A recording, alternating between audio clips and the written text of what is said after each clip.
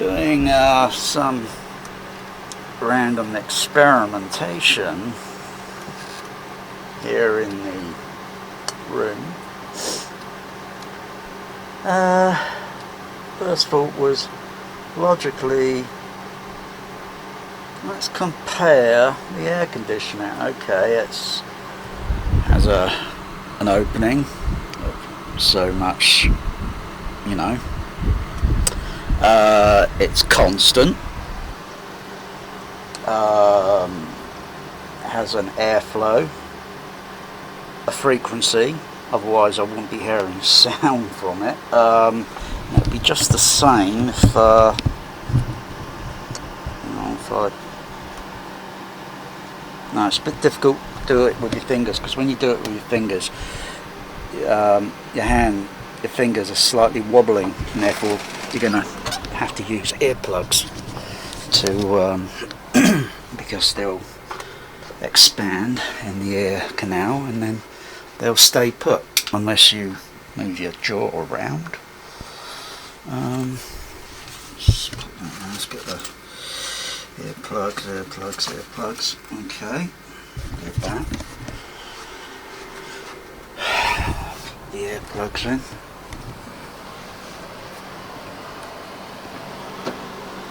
Similar experiment to but then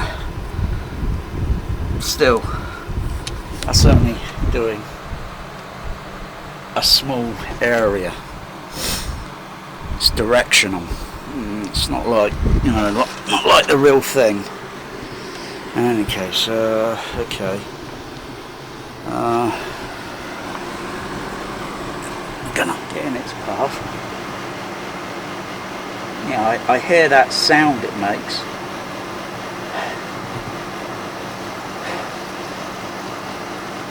Sort of like a very mild pink noise. A bit hard to say what sound pressure level to guesstimate, because I can hear myself talking because it's in head cavity sound, and keep the microphone away. Where's the peak hole? Oh yeah.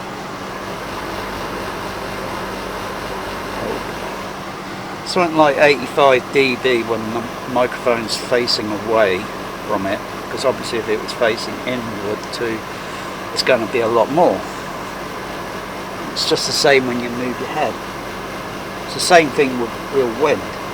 When you know, when we're wearing earplugs outside in high winds, and you move you can still feel it over your body, but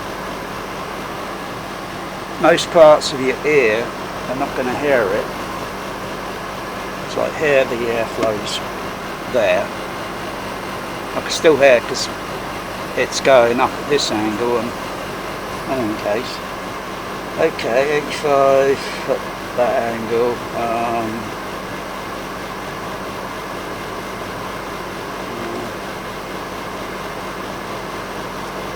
Peak hold it 93. Okay.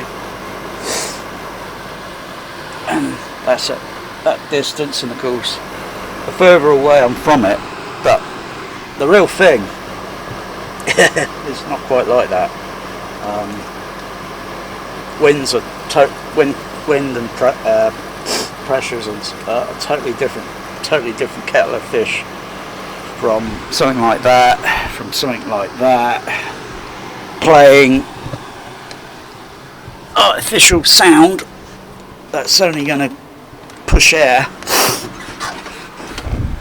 out in a certain direction. Okay, I've calibrated, adjusted my mixer. So if I were to put the microphone there, okay, seeing that, and now face it inward a bit. Still more or less the same. Move it out and move it that way. It's a little bit less. I'm just experimenting with an idea. Of course, I could use the wind fan. That's another sort of thing. Use the wind fan. I'm just looking at generally the frequency because I know high frequencies can oscillate when they got other signal processing, such as an oscillator, and you oscillate frequency at a specific frequency with a wine glass in a case or something. So you know, when the glass shatters, it's not going to go everywhere, isn't it? It's going to be confined, because you don't want glass going everywhere now, do you? Or hitting you in the face. And the frequency, then seeing it wobble, and yeah, I've seen, yeah. But, you know, those sound pressures are pretty big. You know, I mean, you don't want that with music and a film soundtrack, because then what you're looking at with the film soundtrack just, well, doesn't matter. Doesn't matter how good a film soundtrack could be. I mean, they're never gonna come totally close to real life.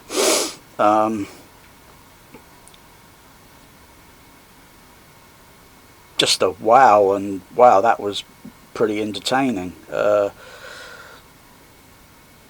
Maybe audially, scientifically, but still at the end of the day, there's still quite a lot of factors that a film soundtrack just cannot do. But you can get some of it, then yeah, fine, fair enough.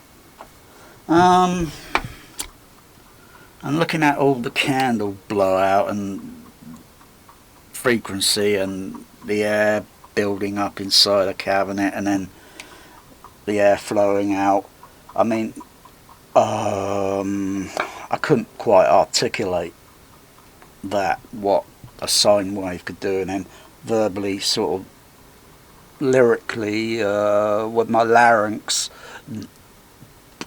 you know. I mean, it's more simple just to go like that, a short burst, or if you do it steady, the flame moves. Curious. Let's see. What's the frequency? Even though it's blowing air, and okay, let's have the microphone up this angle.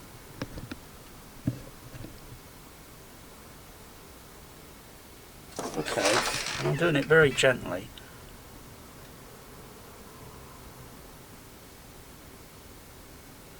I'll do it really hard and then stop. You get that sort of signature pulse or such, that sort of signature. Sometimes you do see that with a sub. Whether it be electronically connected up to the you know, processor or whatever. You generally do see those sort of signatures sometimes, and sometimes in airborne in the room.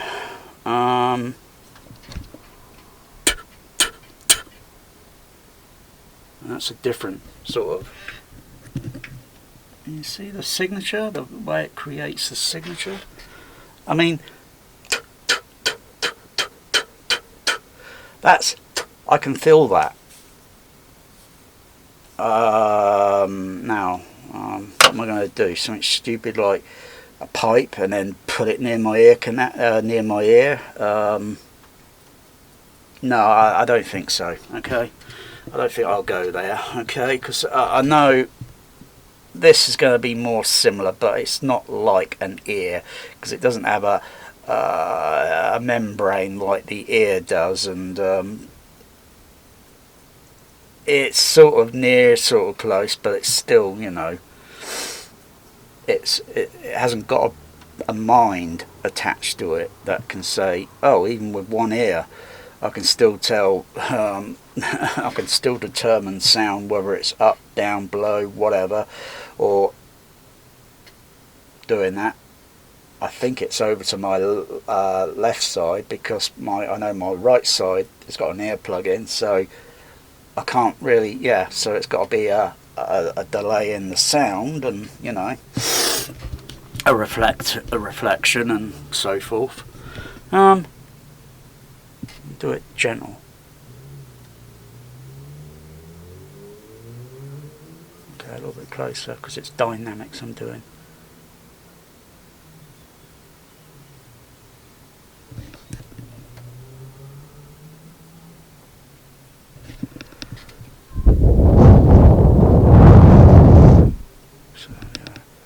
So different dynamics, and if I were to do that,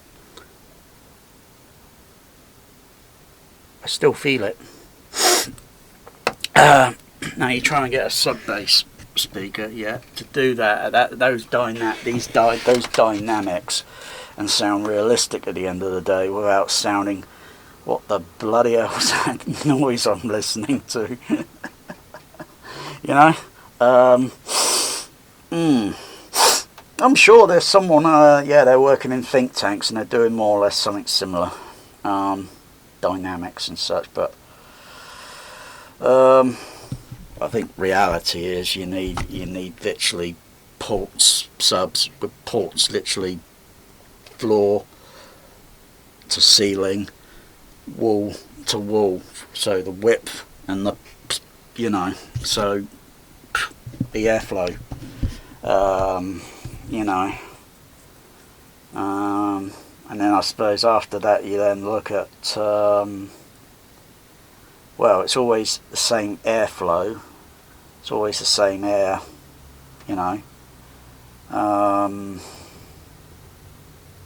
whether you'd be using LFE 0.1, which is only a single,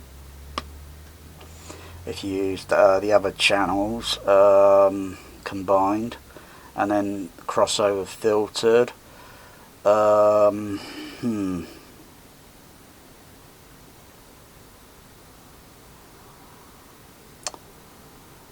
you could merge them with the LFE 0.1, but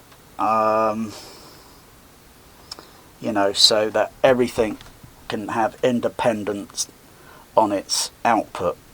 So if I want the surround right channel filtered with load of sub-bass, you know, sub-bass speaker ports, literally all over that area. I'm not going to do that, because I won't have room to swing a cat around then. Maybe someone else might be inclined to, because they might have a bit more room space to experiment. Oh yeah, you've also got those big NASA rooms, those big chambers where they got those, you know, well, bloody hell, I mean, yeah.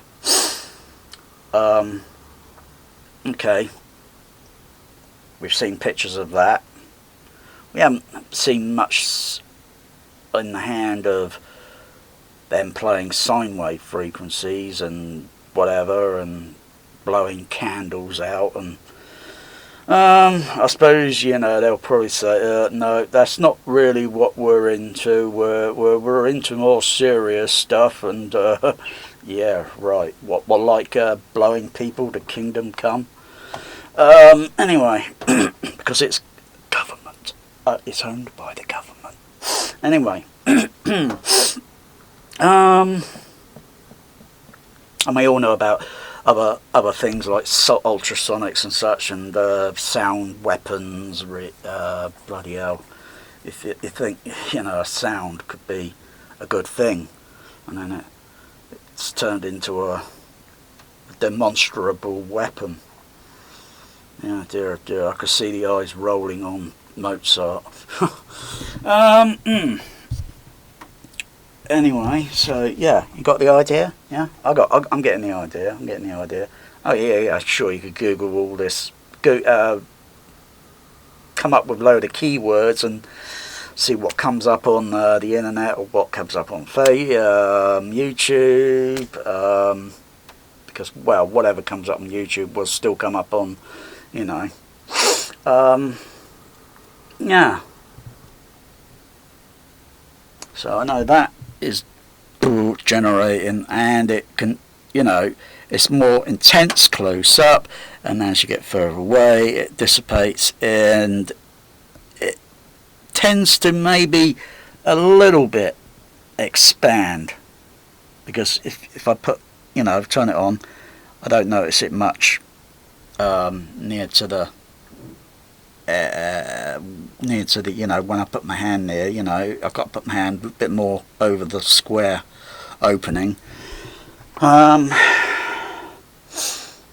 it's the same thing with ports, and I've seen all different other videos, you know, the candles all laid out, but the excursion and the amount of power used just to blow the those candles out at specific low frequencies where the air turbulence is building up, and then it's just, or even messy things as a birthday cake, and then a guy losing control, and then the whole blooming thing goes in. You know, you'd think, shut the bloody thing off quick, because you know it's going to go in there, and you know it's going to make a bloody mess. You're going to have to open it all up and then clean all the drivers, clean all the inside out. Otherwise, that is going to go mouldy. Ugh, and it's going to make some strange smells now and then when you're blowing air from out the port. Think about it. That's pretty stupid. That. It's a good thing the candles there wasn't anything flammable inside where the thing went up in flames. I'd have laughed more harder if the cake would have come blown out and hit him in the face. But no, it's kind of wants to pull it in like a black hole and suck it in like a vacuum cleaner. Yeah, I've been looking at that video a few times, and then sort of other videos where a little bit more successful without the cake getting totally obliterated. I suppose I've got to look at the other physics, you know, like how heavy is a flame against, you know, because different, you know, physics is whatever, and flame is going to have a density, a sort of a weight or something to it. Yeah.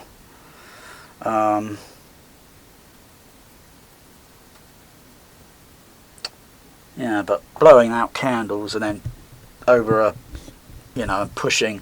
I saw one video where it looked like bloody hell, the amp was almost near to its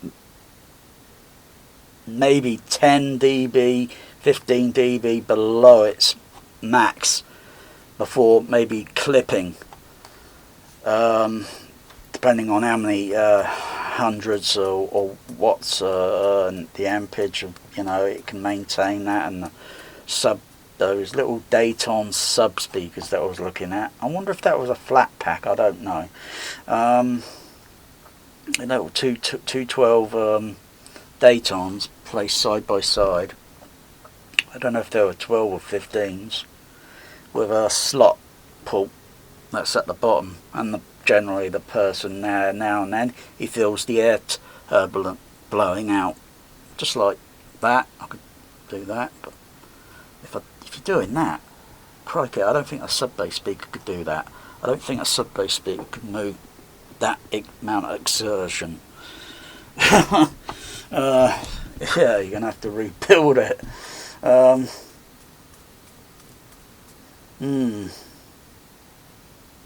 don't know why I'm, you know, because it just eats up a lot of bloody power, and then it's only going to produce a bit of air turbulence.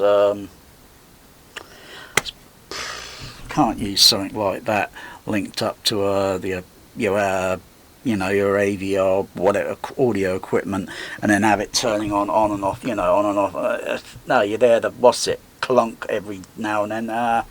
Be gimmicky.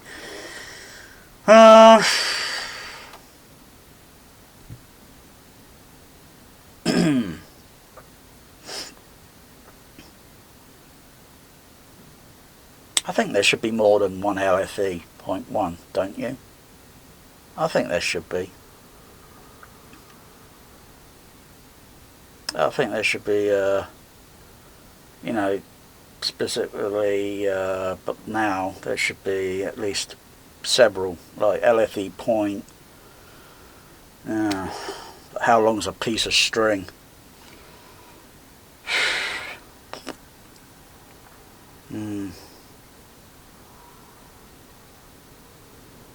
Because sometimes if you got the music and you got other bass sounds and dialogue and other parts of effects in the, you know, the other channels, and you only want specific sound effect only in the LFE.1, which is doable.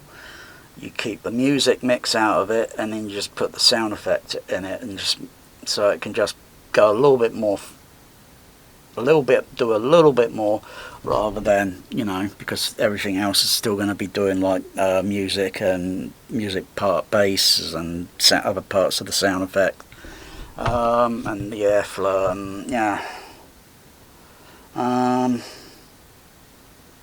Maybe an LFE.1 for effects, LFE.1 for music, LFE.1 for effects, LFE.2 for music enhancements. So